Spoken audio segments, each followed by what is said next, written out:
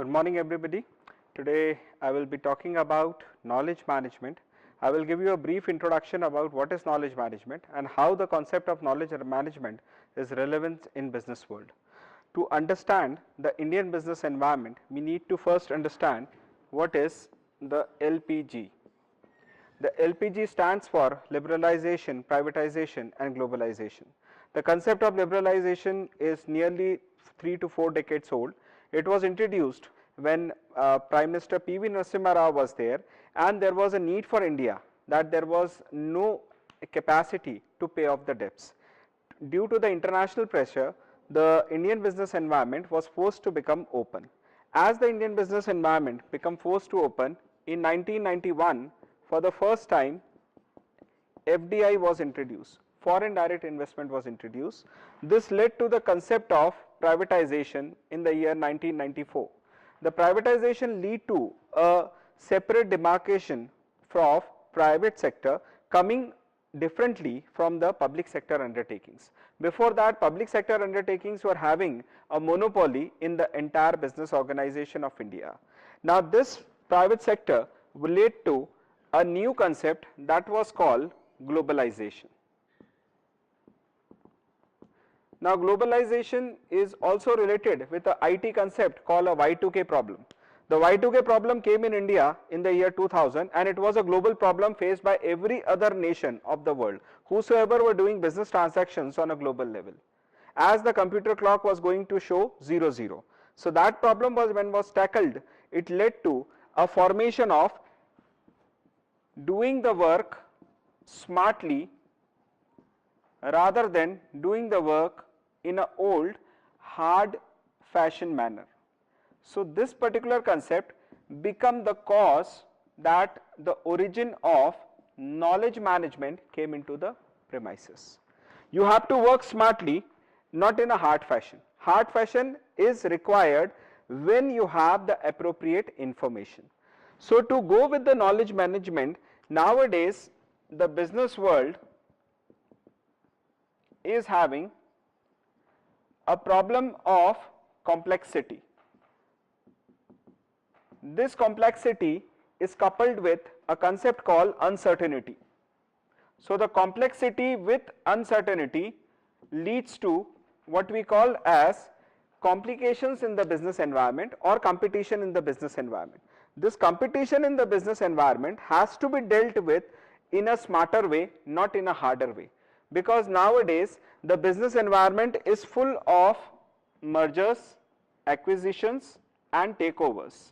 So everywhere you will find this mat: merger, acquisition, takeover. Recently there was a merger between Idea and Vodafone. So they became Vodafone Idea or Idea Vodafone. So this is one of the ways how the companies are coming together, not to work harder but to work smartly and to face the competition in the business environment. Now this particular concept of knowledge management, let us try to segregate the two terms separately: what is knowledge and what is management. The term knowledge is related with information which can be used for immediate action. Whenever an information is available for immediate action, that is the basic meaning of knowledge. This knowledge is also known as the know-how, the familiarization, or what we can say the knowing or understanding, which can be through learning or it can be from experience. Now this particular term of knowledge has got its roots in the field of information technology also. Here the term knowledge has got its association with a term called DIKW model, that is called data, information, knowledge, wisdom model. This model goes like this, that first we try to identify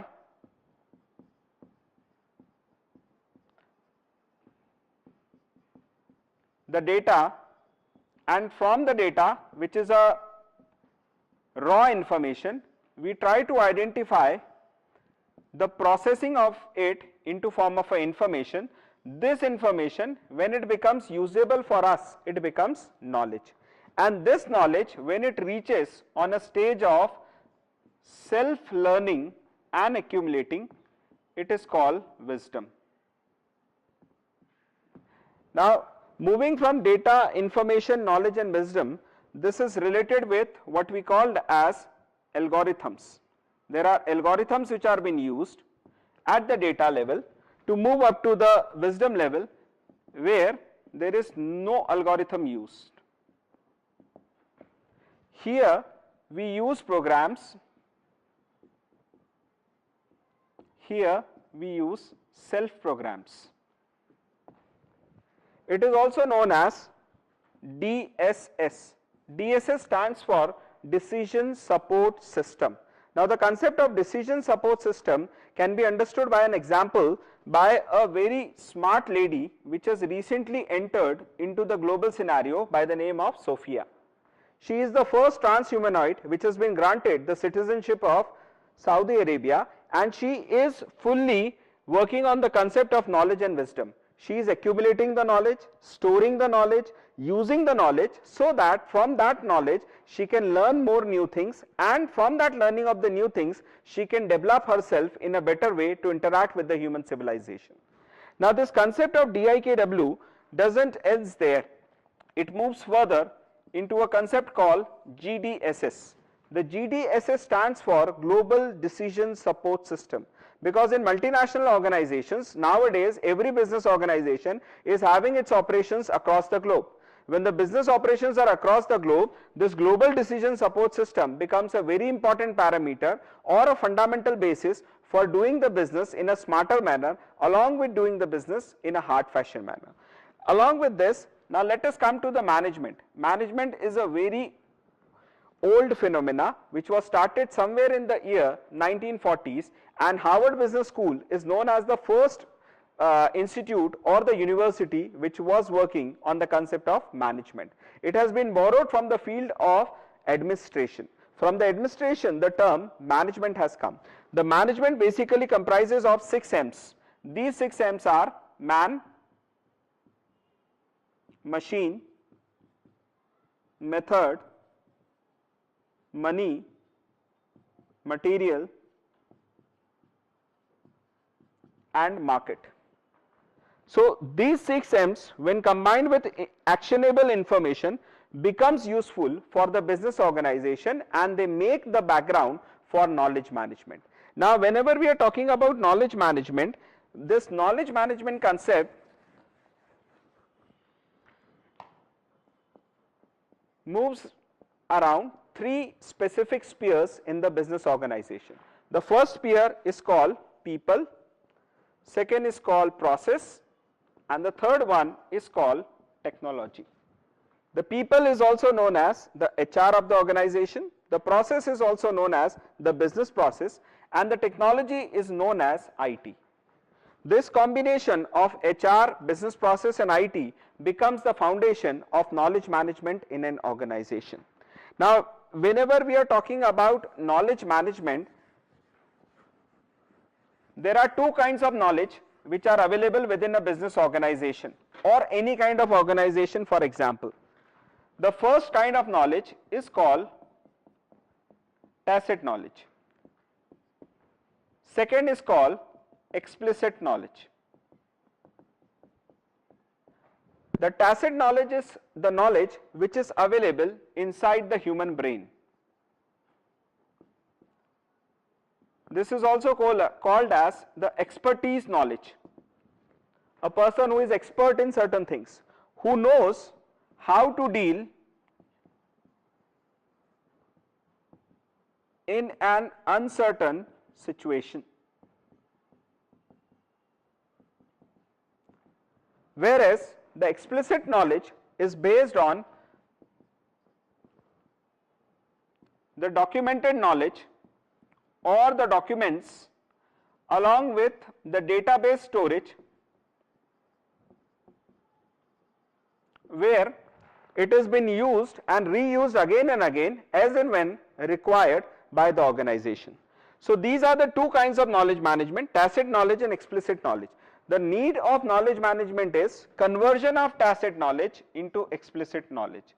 Now here we need to do a conversion. For this, the business organization starts to focus on the concept of knowledge management. Now knowledge management, basically we have to identify what can be the knowledge sources in a business organization. The knowledge sources in a business organization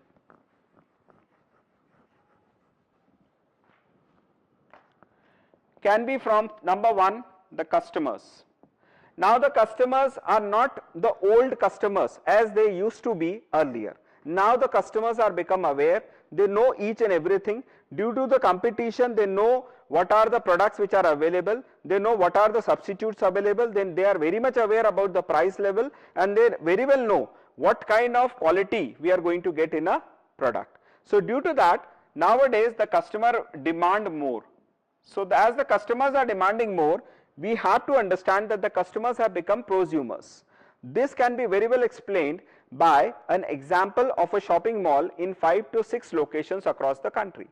There the food items or the perishable items or the non-perishable items are kept in such a combination that when a customer comes with a purchasing power to procure any one particular product, he is or she is enticed to spend some more amount of money or shell out some more money so that the purchasing can take place.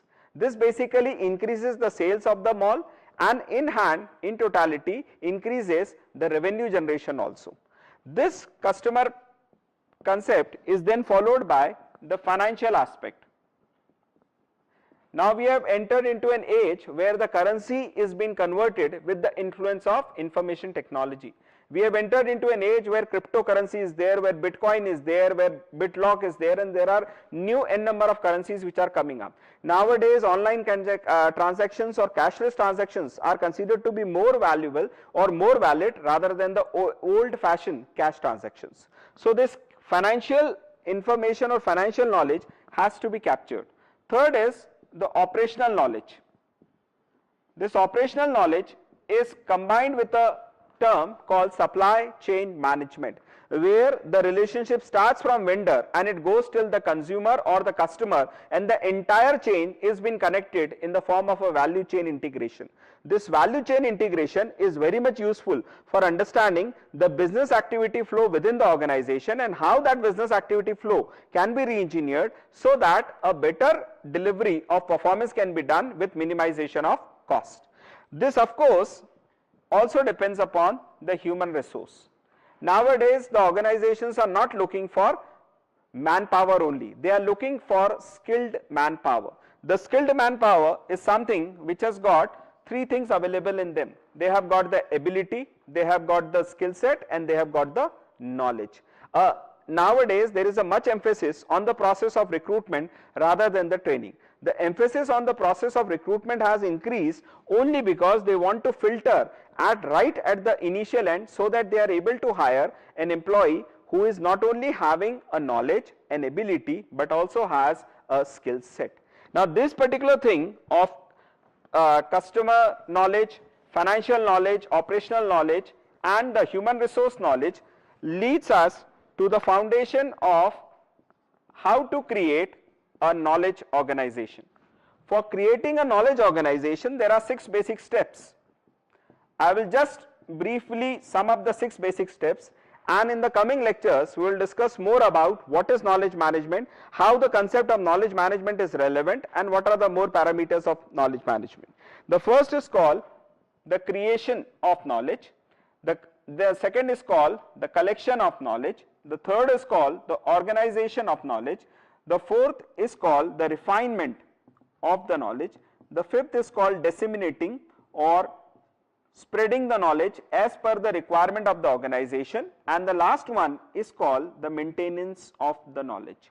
Now this particular concept has very well applied in our country, which is having a population of 1.2 billion with more than 27 states and 6 union territories. This concept has been applied in the form of NKC. There was a National Knowledge Commission which was formed under the leadership of Dr. Manmohan Singh when Sam Pitroda was the chief knowledge officer of this, and what you are seeing as UID, unique identification methodology, or Aadhaar is one of the examples of how knowledge commission can, or the knowledge management can be a very important aspect. The knowledge management aspect has basically led to cut down the corruption level in the public distribution systems of our Indian economy, thereby saving a lot of money for our government so that it can be used for upliftment of the weaker and the required sections of the society. So in the coming sessions, we will be talking more about knowledge management, what are the parameters, and how to go ahead more in the concept of understanding and developing a knowledge management aspect in your organization. Thank you.